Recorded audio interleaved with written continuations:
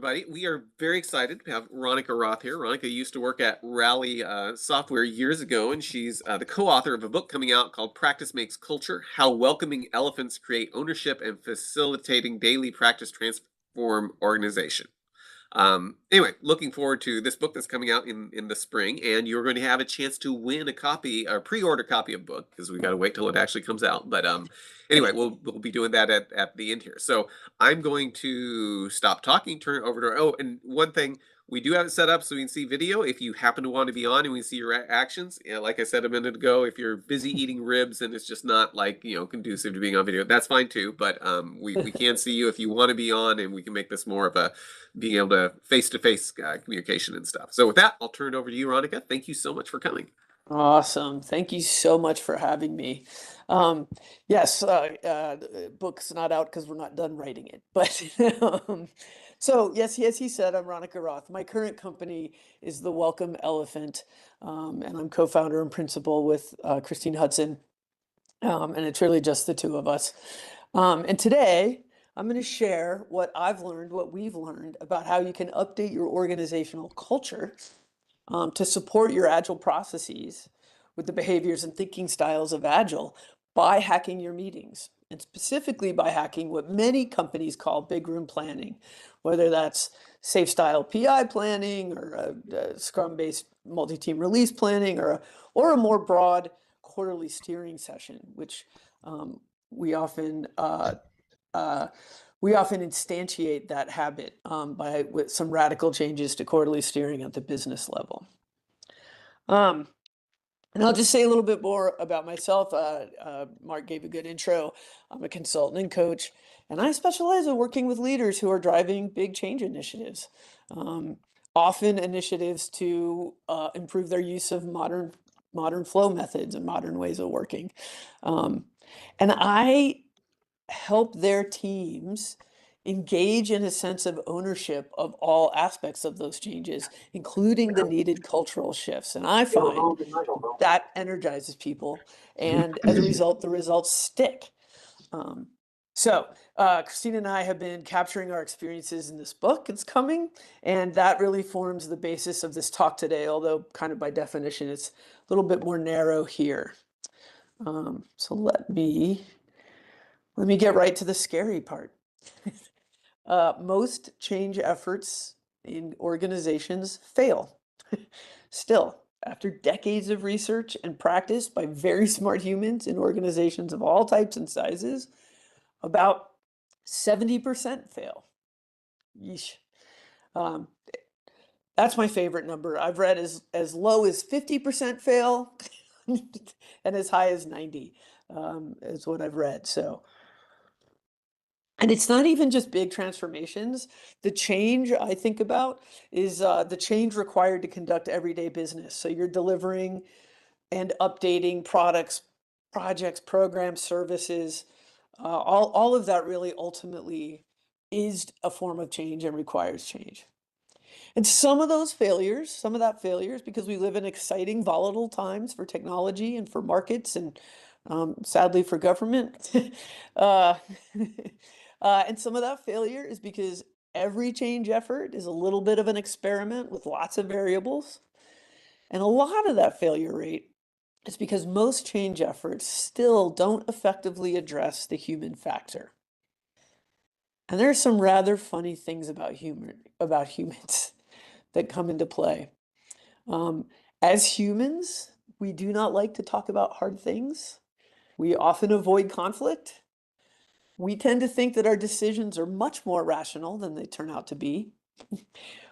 We make up stories, sometimes wild stories about people's behavior, about why things are happening, about why things are not happening. We place a higher value on items that we've personally evaluated, chosen, and put effort into. Basically, we place a higher value on things that are ours, that we sense we own. We typically resist and hide things we're not good at or don't fully understand or don't want to face. And we too often don't value small everyday change, the little things that could add up to change because we discount them as sort of boring or not valuable, right? Going to the gym once doesn't count, is the way we tend to think.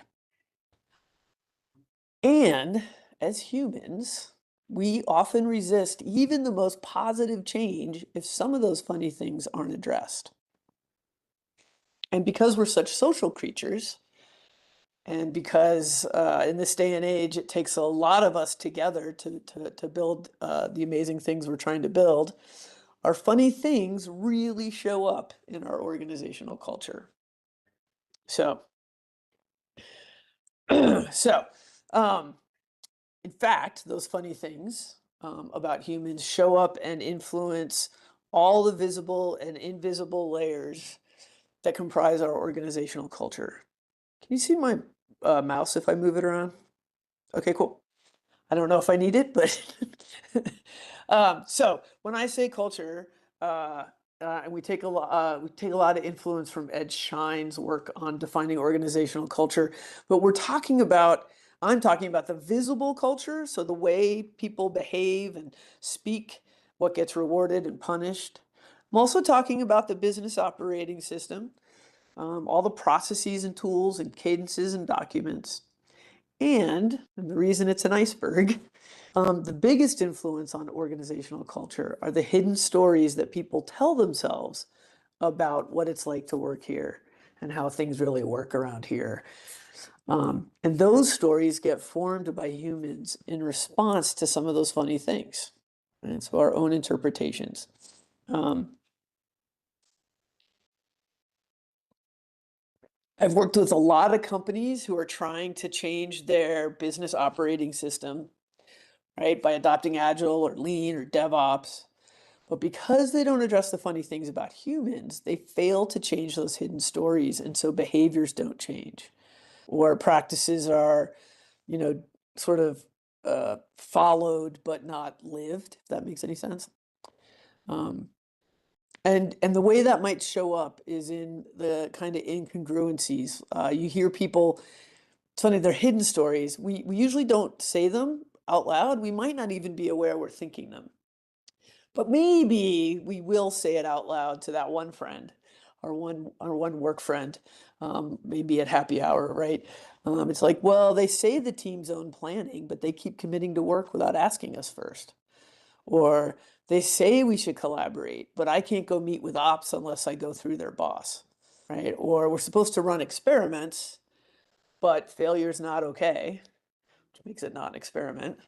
Or we're supposed to be agile, but change freaks everybody out, right? So that's what sort of surface change without story change can look like. Um, so how do we address these funny things? Whoops,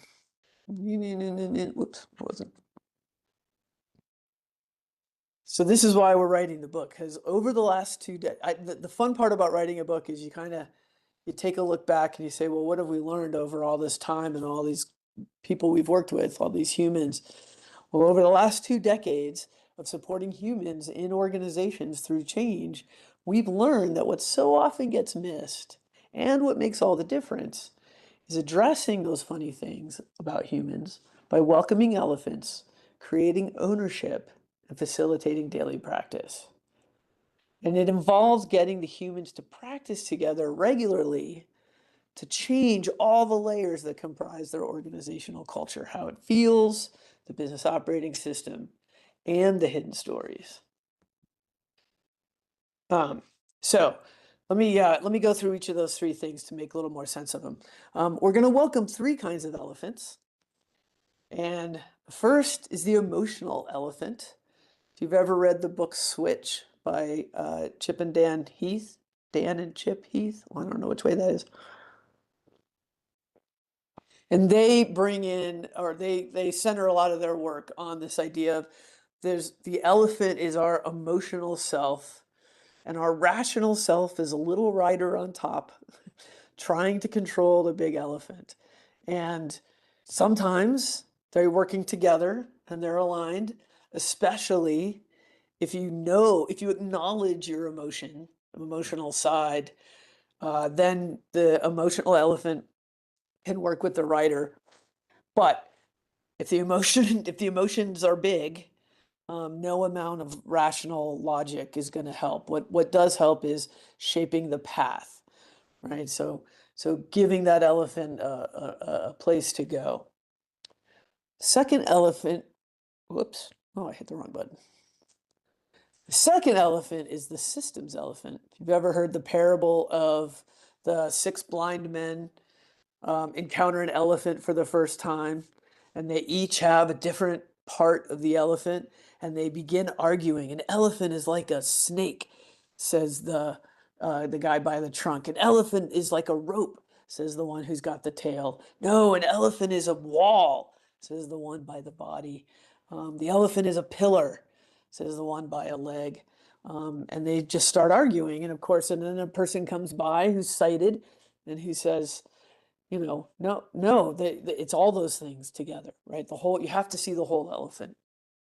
And we don't see the elephant because because we're not talking, right? Or we're not, well, I guess the blind men were talking. They were more like yelling, but we have to go out of our way to seek understanding the holistic thing rather than just our part, right? So one of the things I love about, most of the scaled agile frameworks and practices and whatnot, they help us see the system by bringing people together. But the process isn't enough if, say, you only have leads participated planning, or if the humans aren't really listening to each other and trying to understand the work of the other teams, or if we aren't measured in a way that encourages collaboration, right? Um, and then the last elephant is the elephant in the room, that English idiomatic expression, right? The taboo thing that we don't want to talk about. Many hidden stories arise from the topics we can't talk about here, and many decisions are inferior because we don't have those hard conversations, because we don't have practice with healthy conflict, right? We're humans avoiding conflict. So we want to create an environment that welcomes all of those elephants. Um, the creating a sense of ownership is a direct response to this thing where humans place about higher value on things they feel they own, right? So physical things like that beat up old guitar, if it's mine, I think it's super valuable. And if it's yours, I'm not going to pay you that much for it. Just Facebook Marketplace teaches you that. Um, so physical things, but also concepts like a project, a transformation, or a whole system, right? And again, a lot of agile practices, I think, help with this, right? We want to get rid of that's my code, right? To that's our code, and all of it's our code, right? Or whatever that looks like. Um, but we want even more of welcoming the system elephant and engaging everyone in change by inviting everyone to feel responsible, not just for code or for practices or processes, but for the expectations around behavior and for skills and for, again, understanding that whole system. And it turns out, according to research, that three things, sometimes also a fourth, but we're just going to go with three. Three things can increase our sense of ownership. And one, of course, is actual control. Do we have a say in decisions? And again, one of the things is I've always loved the practice that became SAFE's PI planning or big room planning is, and really even Scrum when it was just, small teams, is they now own some decisions around planning, which is great. And it turns out just investing time and effort can increase our sense of ownership. So we'll justify that investment through a sense of ownership. So we might change where we spend some of our time and energy. This, uh, I don't know, whatever, new DevOps process. I've spent some time understanding why we're doing it and understanding the problem. And so now I have a little more belief in it.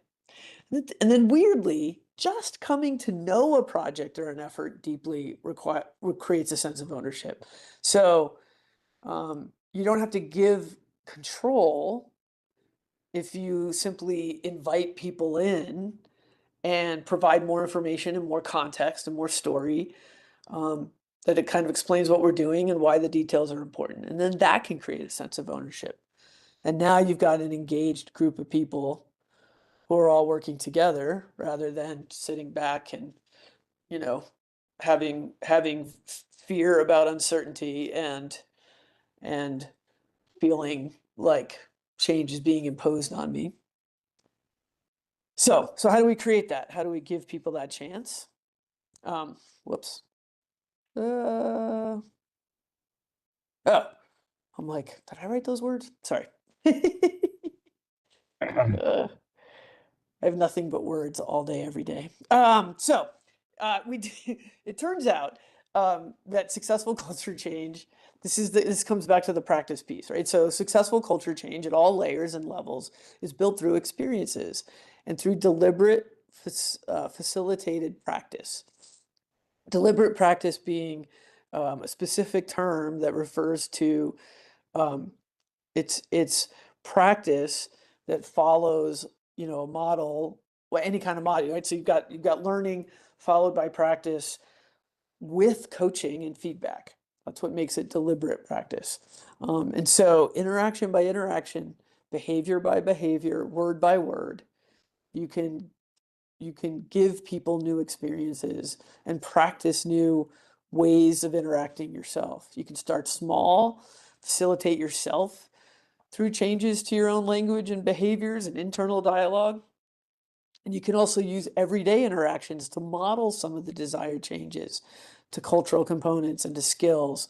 So, which would encourage others to practice. So, in that, we say we're agile, but people freak out about change.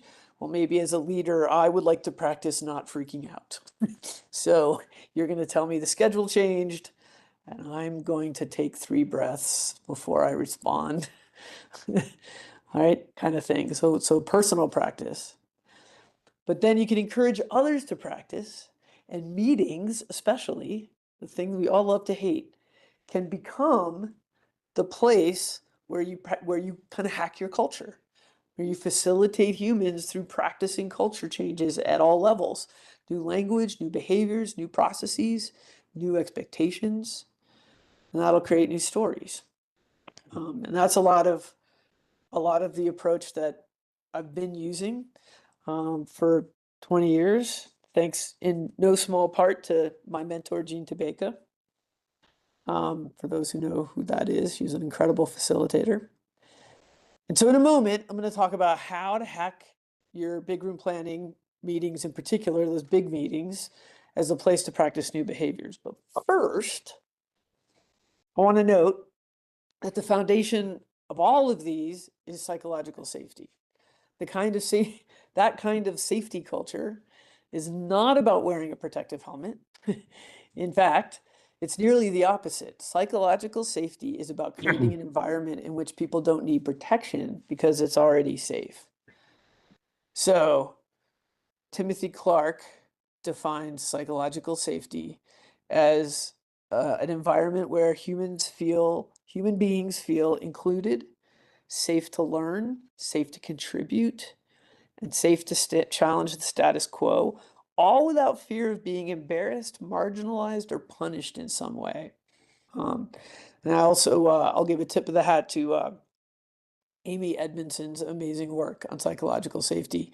Um, but thinking about what that means, right? Thinking about your work environment, the team you're on, or the team you lead, and the teams you collaborate with.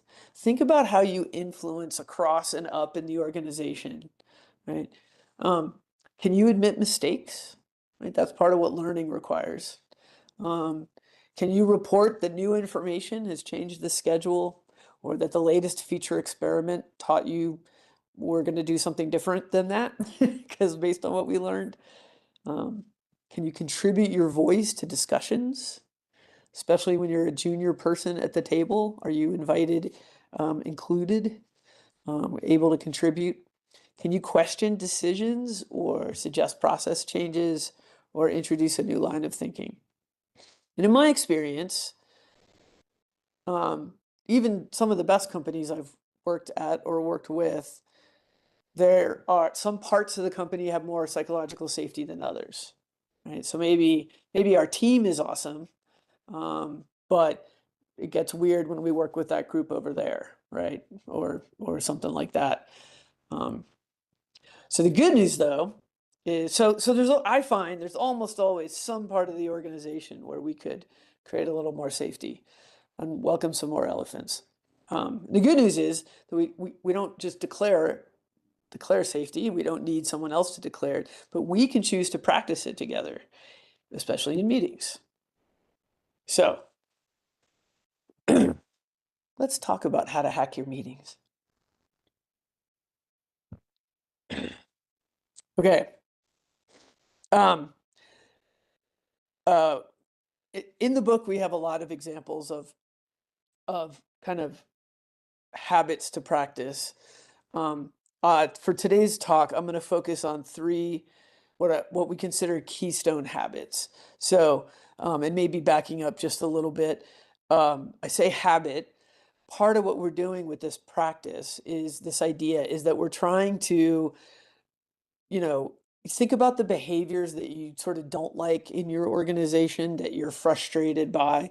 And let's stick with big room planning. We're in big room planning, and mostly it's really cool because we all come together, except the architects sit over there in the corner just waiting to diss all our plans, or I don't know, or uh, no one's listening when we do readouts, or no one's paying attention when the product leaders talk about what we're trying to accomplish, right? Or they tell us what they're trying to accomplish, but it doesn't make any sense, and no one even notices that doesn't make sense, right? That kind of stuff. But what we're trying to do is practice the behaviors we want enough to where they become new habits, individual habits and organizational habits.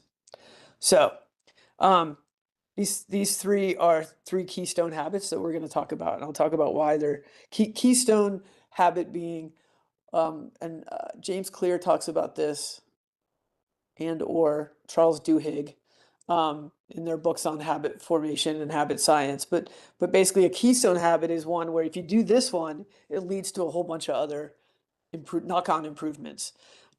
Weirdly, making your bed in the morning is a keystone habit. Which in the depths of book writing, I had briefly stopped making my bed every morning until I read that, and I was like, "Oh, I guess I'll go back to that." Anyway, um, okay, so moving right along. Okay, so habit formation techniques. What we're trying to do is create kind of a loop of cue, response, and reward, which is the loop that Charles Duhigg talks about in The Power of Habit. And James Clear adds another element of craving, but the idea is, um, nice. um, uh, okay, made me laugh. We want to help people practice by designing a clear cue, directing a response, and then rewarding people through feedback and praise. And in order to create those habit loops for ourselves and for others, we've kind of figured out this change loop as a tool. Again, reflection, right? We didn't learn about the loop and then use it. We looked back and said, well, what is it we do when we're creating all these experiences for people in big planning meetings? And it turns out it's these steps. And I'll go through them really quickly, but then we'll go right to an example. So this all kind of, like any good change, what's the word I want? Uh, Random acts of kindness, random acts of better behavior are fine, but it's even better when we have a vision and an articulated vision. So we always want to start by grounding ourselves in the vision. What is the culture we're trying to create? We want a culture as collaborative as the processes we're using, or something, or we want a culture of innovation. We then want to, this goes back to the humans don't value small change, but small change is what creates habits. So what's one supporting change, a method to use, a behavior to practice, a new way of speaking, a skill? What's one small thing that takes us on a step toward where we're trying to go? And then, again, habit science, choose exactly when and where you're going to practice. Right? So for an individual, it might be in my one-on-one with each team member.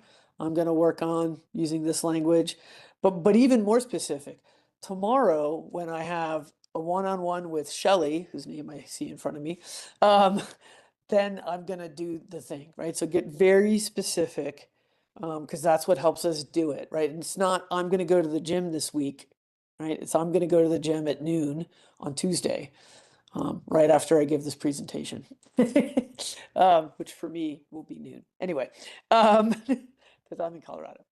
And then you got to make a plan. And I'm going to talk more about the plan, but the plan is where you get really specific when, right? So what's the cue? In this meeting, um, we have one example in the book. I didn't put it in this slide deck, but I want to stop being on my phone so much in meetings. So normally when I go into the meeting, I put the phone down on the desk. Um, or 10 minutes into the meeting, I usually get antsy and I pick up my phone. So 10 minutes into the meeting, I'm going to do something different.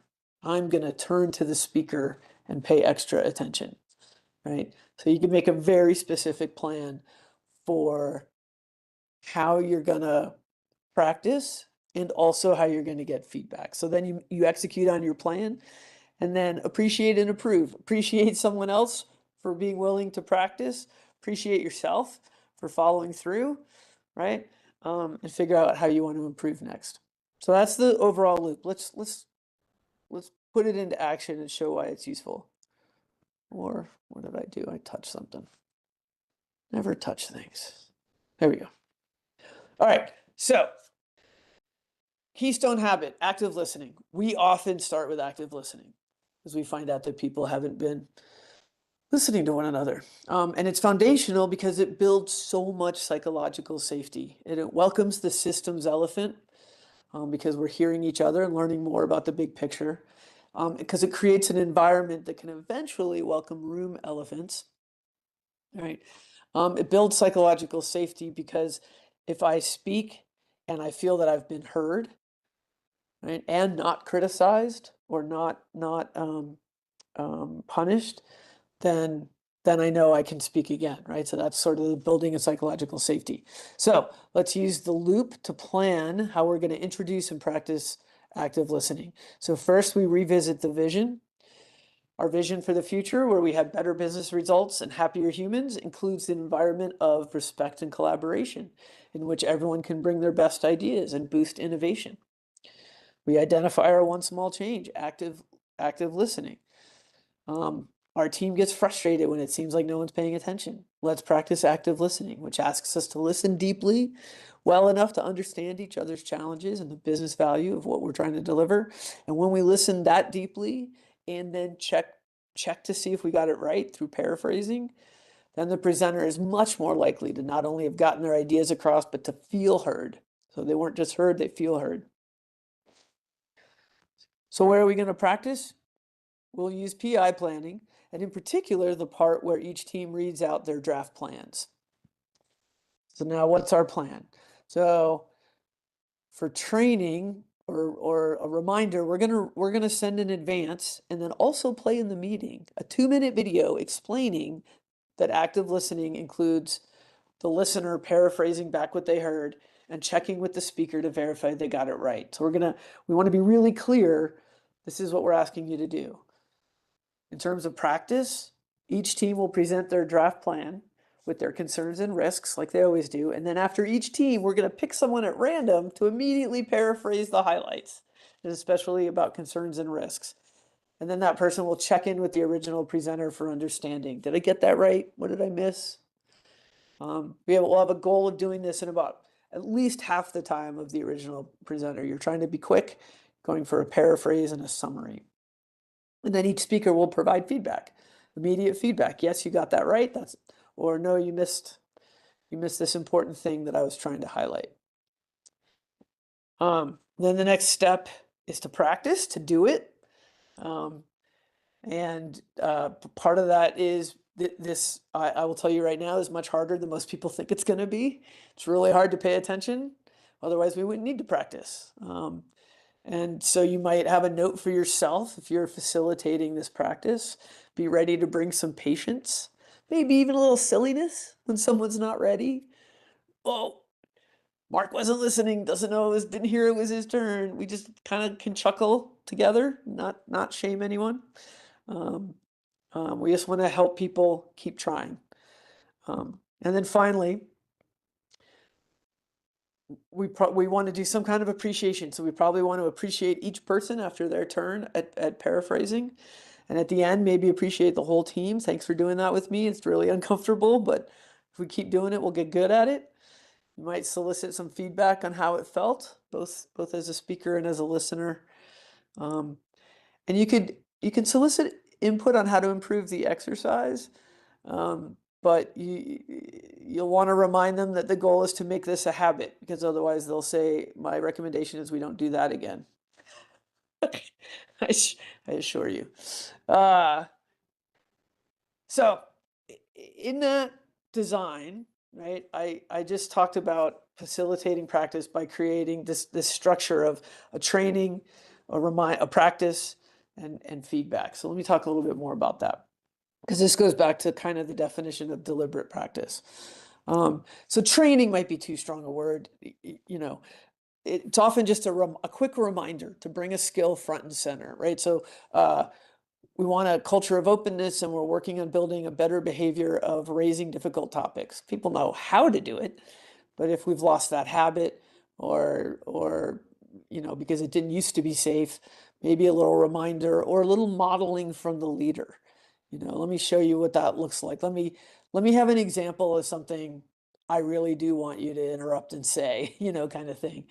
Um, and and for some things, it really is training. Many people have had some training in the skills we wish they would use, but they're just not using them every day. So we just want to remind them, you already know how to do this. Maybe we'll offer a quick refresher, a short video, like I just said in the active listening example.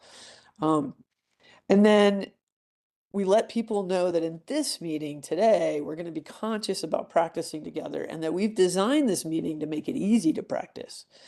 And maybe we do that by adding a step in the agenda or a guidance on an agenda item.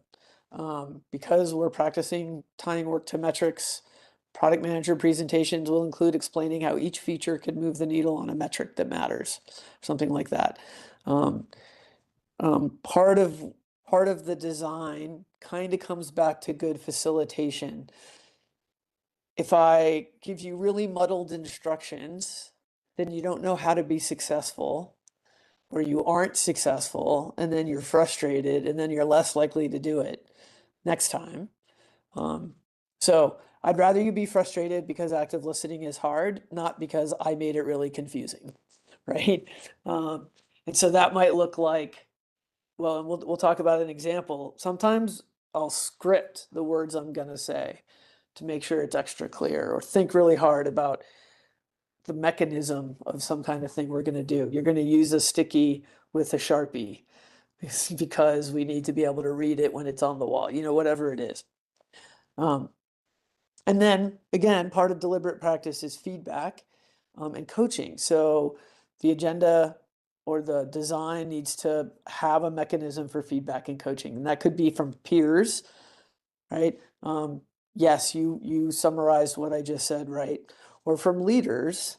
Yeah, dude, that was really great. That was nice and pithy. That was an excellent, explanation or whatever. That and really, you want to have improvements. That was really close. You kind of described how it ties to the metrics, but I didn't quite make the full connection. Can ask a question to help, and you're not judging. You're not like, nope, you did that wrong. It's like, oh, here, let me help. Let me help you do that a little better, right? And highlight success always. Great explanation. I understand why this work matters, right? And ideally, and this especially in the beginning, if you're trying to start doing some of this, we want to make it easy on each other to practice and not get it right, right? So have a laugh together when we all inevitably get it wrong. I had one team that was trying to learn to be more succinct in their talking, whatever they were talking about. I think it was in demos and the explanations around demos. And so everyone was invited to hold up an Elmo doll as a nudge for enough, let's move on, right? We're trying to stop being so long-winded, right? So that's what I mean by designing practice. Um, so let's do another example. And it's going to be in the book. Well, it is in the book, but we also wrote a long Substack post. We have a Practice Makes Culture Substack, and um, we wrote up really detailed instructions on how to co-create working agreements. Um, and I'll tell you why instructions. So working agreements are definitely a keystone habit. They create consciousness around the impact of behaviors on others and ourselves, while setting clear expectations that help all the participants create better short-term and long-term results. Um, in my experience, a lot of facilitators of things like big room planning um, probably it guided the group to co-create working agreements once upon a time, but maybe that we just use the same standard ones all the time. And so they're not really co-created anymore. Oh, thanks. Um, because, we did that months and months and months or even years ago. But the truth is, there's always new people, there's always new situations, there's always new things going on in our culture that we wish were different. And so, like at Rally, where not just PI planning, but we did like quarterly steering for the whole business, our entire existence up to acquisition, actually through acquisition. So 50 big room plannings or quarterly steerings, and every single one we co-created working agreements, sometimes faster, sometimes slower. So really important habit. So for this one, if the practice is new, I find that scripting can be really important. You really want to use language that helps people understand what to do and what constitutes a working agreement. You also want to make sure people really do feel able to contribute, right? So very welcoming and open language, and you really want to reinforce safety. Um, and so I often, well, I don't anymore because it's all in my head, but this is one that it really benefits from scripting. And actually, I do script it because then I give that to my co-facilitator, the people at the company I'm working with, so they can take over.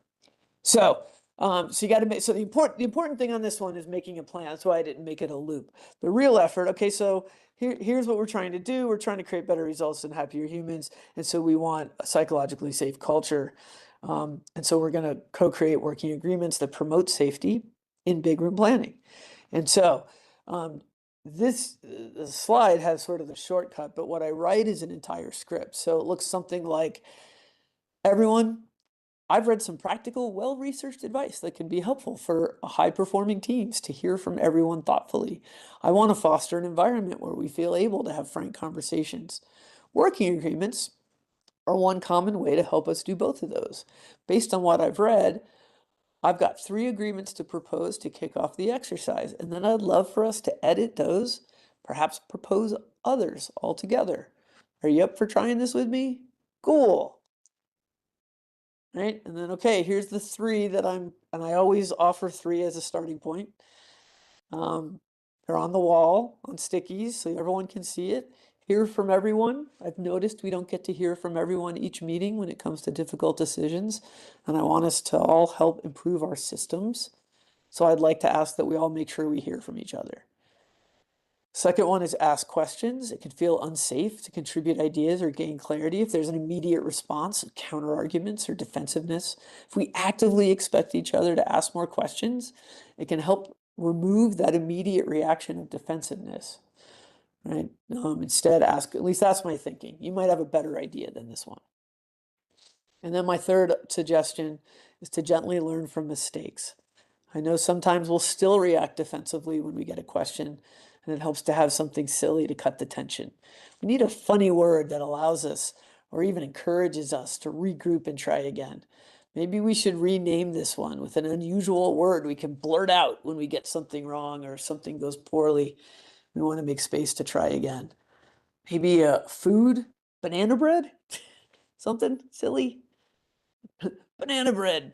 Mark wasn't ready to summarize, paraphrase. Okay, time for edits. What do you think about these three? What edits or updates do we need? Right? Again, scripted, really open language, not do you have an edit or do you want to change or are these okay? Like really invite input, right? How should we change these? And then again, to make this practice go really well, I might write myself notes that say things like, remember to wait 7 seconds to give the quietest participants space to add their own thoughts. And this is one with working agreements, I can't tell you how often I've like almost been ready to stop the exercise or, call it good. And then one more idea and one more idea, right? I might leave myself a note to keep inviting co-creation. What other suggestions do you have? And then keep pausing, right? I might remind myself that if someone has a proposed addition that I should ask them to write it, right? To confer a little bit more ownership. And then, okay, then next, so we've solicited contributions. Now we're going to facilitate a vote, right? And this requires consensus. They're not agreements unless we all agree. And again, that sounds simple, maybe even obvious, but if you did majority rule on agreements, you will have broken more psychological safety than you were about to create. Right? Again, decide exactly how the vote's going to be. Maybe it's a thumbs up, thumbs down. Write yourself a script. Here's what we're voting on. Can these be our working agreements with each other for the next for the next month or the next quarter or whatever it is for this current big room planning meeting? And can we agree to hold ourselves and each other to these expectations? If you get any down votes, you facilitate finding out what adjustments would get everyone to a thumbs up. And by the way, I've watched an entire room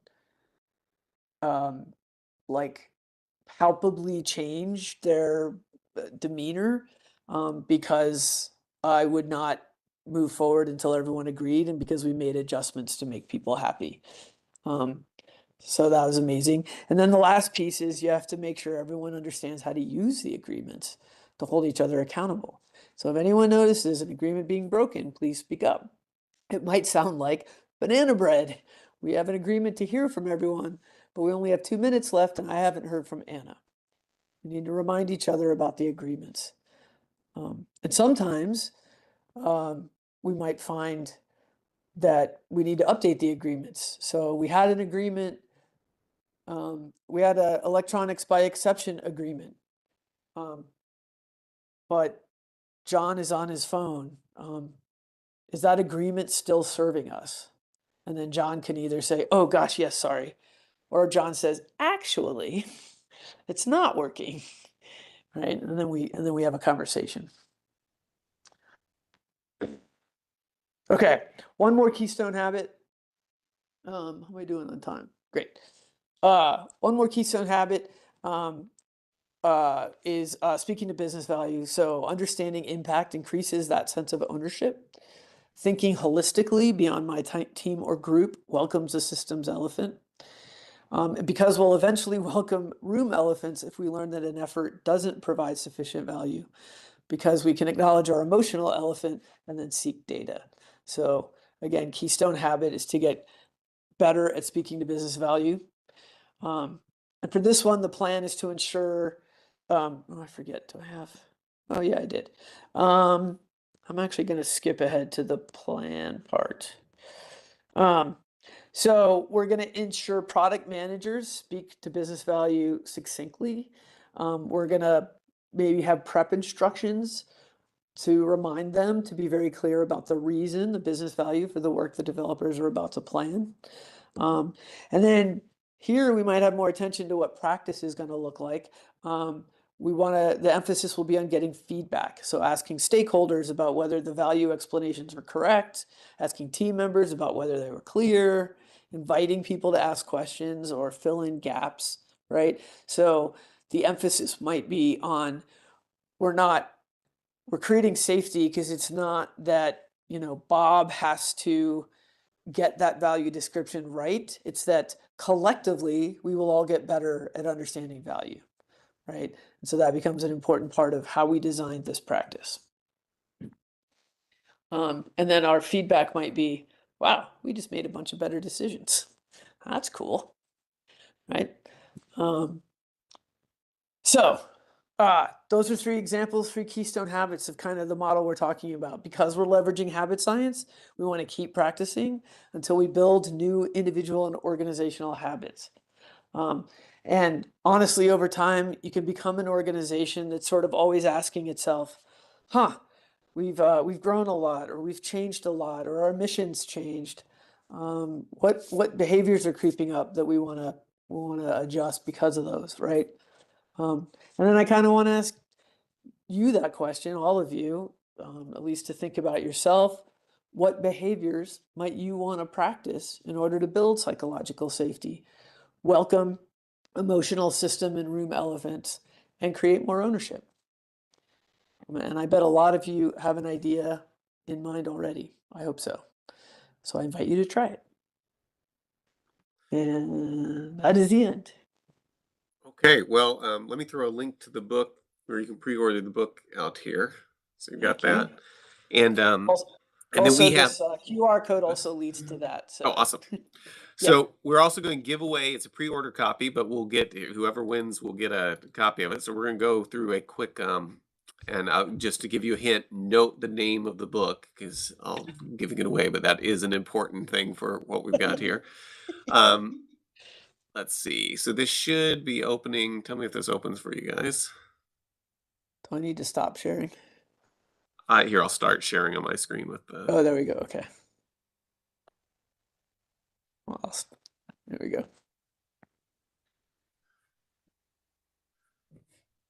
Okay. Well, I love Slido. I should use it more. It comes with WebEx now because they bought them. Oh. Not that I'm going to convince you to switch to WebEx. I'm sure. Okay, is that showing up? Is that showing up for everybody? You're able to get Yeah. to it. Okay, so we got 5 questions here for the book. I'll give everybody just a few more seconds to join. Let me know if that's not working for some reason. It should work for everybody, but you know what? Let me see if I've got a. Let's see if I can grab the link. I guess I can't find it. Okay, so go to that or go to slido.com and type in the numbers. And let's get started. Okay, first question. What percentage of transformation efforts fail? She mentioned several numbers, but there was a number she particularly liked. Yes. What percentage of transformation efforts fail? Got 38 people joined, 28 have locked in their answers. Now we're up to 30. And let's see. Nice. Okay, yes, it was 70%. Okay, next question. Which of these is not, notice the not, which is not a keystone habit? So which was not one of the keystone habits she mentioned. Co-creating working agreements, active listening, establishing ground rules, or speaking to business value. Which of those 4, one of those is not a keystone habit? And time's up. Yeah. Yes, it was establishing ground rules was the one that is not. Yep. So these others, it looks like the second one we got voted for is speaking to business value, but I think you were making a point that that's a very That is important also, habit to be yep, in. that is also a keystone habit for sure. And I included that partly because it's not always just behaviors, it's skill, right? So we think we're speaking to business value, but we're not doing it well, or that kind of thing. And I also, establishing ground rules is the one that's not, is because oftentimes It's to distinguish working agreements, which are co-created from the group, as opposed to a leader saying these are the rules, or a Okay. facilitator saying these are the rules. Okay. Thanks. That's Yeah. good differentiation. Yeah. Okay. What are three elephants a productive culture welcomes? Choose three. So I think you're supposed to be able to actually choose three things here. Oh, cool. I didn't know if that would work. I think it will. We're going to discover because I don't think I've tried this type of question before. So one of these is not like the others. Nothing like testing Don't in choose that production. one. Yes, testing and production. Well, I figure it always adding a little bit of randomness to the thing makes it because otherwise these quizzes sometimes can be just who has the fastest finger and the fastest Yeah, internet connection. absolutely, absolutely. Okay, so yes, these three, the elephant in the room, emotional elephant, and the system elephant. The elephant who never forgets is not one of the three elephants for a productive culture No, but welcomes. I've worked with that guy. You've worked with that guy, okay. Just kidding. Okay, so I think I've got the leaderboard on here. Eliza's in the top space. Congratulations. You got Jody, Dave, Simon, and Brian. So we got two more questions, I think, here. Which of these is notice the not one of the three elements of deliberate practice? Is it training, providing feedback, practice using real work, or scoring the result? So which of these is not one of the three elements of deliberate practice?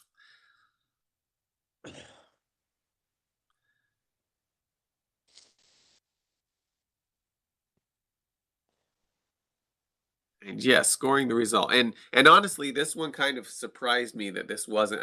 When you put it in the questions, I was like, oh, well, wouldn't that be something really important? Is there a reason that like you should even try to avoid this, or just it's not as important as the other three? Well, because uh, if every time it's a little of that fixed mindset, right? So scoring the results can encourage a fixed mindset that says my contribution or my attempt to practice it's either right or wrong and I could fail. Okay. And we avoid things we're not good at and we don't want to look bad in front of our colleagues. So if the result is going to be you did that poorly, period, like I give you a D on that, well then I might not try next time, right? So you're Um, differentiating between scoring the results and providing feedback, and correct, providing feedback exactly. done positive. Okay, Yep, that's good. Good. yeah. Okay, Dave S moves in the top spot, followed by Simon G, Brian spelled a different way, and Marine. Okay, I think this is, let's see, I think this is the last question here. And the question is, what is the name of Ronica's upcoming book? Now, all of these are actual names of books. I went up and looked up books with elephant in the name. So it's got to do with an elephant, but which one is the name of her upcoming book? An Elephant in My Kitchen, What the Herd Taught Me About Love, Courage, and Survival. Elephant Company, Inspiring Story of an Unlikely Hero and Elephants Who Helped Him. Uh, Practice Makes Culture, How Welcoming Elephants Create Ownership, and Facilitating Daily Practice Transform Organizations. I didn't get in fast enough. Okay, well, most of you got this right, but I think it's great that 3% of you think Ronica wrote a book about elephants in her kitchen. I don't know if that was just a misclick, but that makes me happy in some way. We definitely use the words love and probably courage in our Okay. book. So there you go. So I like that was a good one to throw in there and throw people off. Okay, Dave S, you took the top spot by just a few seconds. So congratulations. Send me your address and we will get that pre-ordered. It won't be out till the spring, right? But we'll get it pre-ordered and headed your way as soon as it becomes available to ship out. Hey. So we've got about 5 more minutes. Any questions for Ronica? You can just come off mute, and I didn't ask her if she's taking questions, but I'm just Yeah, going to well, throw of this course out I'll there. take questions. And I will also go ahead and stop the streaming so it won't be archived just in